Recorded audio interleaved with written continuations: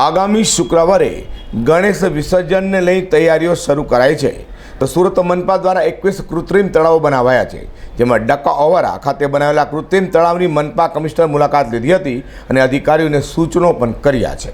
સુરત મહાનગરપાલિકા દ્વારા દર વર્ષે ગણેશ વિસર્જન લઈને કૃત્રિમ તળાવો બનાવવામાં આવે છે।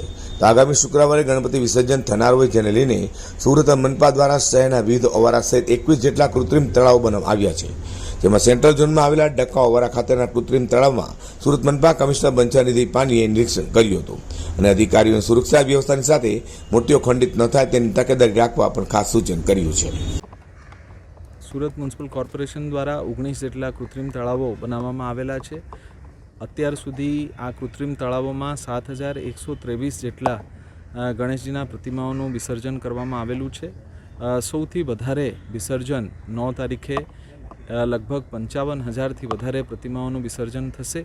જે 5 ફૂટથી નાના પ્રતિમાઓ છે એ આ 19 જેટલા કૃત્રિમ તળાવો જે અલગ અલગ ઝોનમાં બનાવવામાં આવેલા છે એમાં વિસર્જિત થશે અને જે મોટા પ્રતિમાઓ છે એ ડાયરેક્ટલી હઝીરા ખાતે એનું રિસીવિંગ સ્ટેશન રાખવામાં આવેલું છે।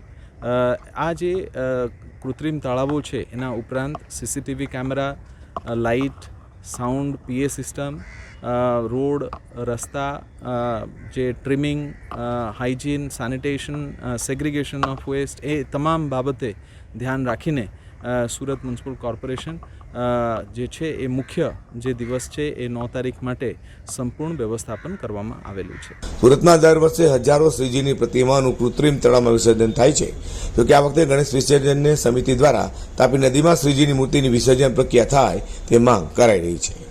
અઝર કુરેશી સાથે પ્રકાશવાળા।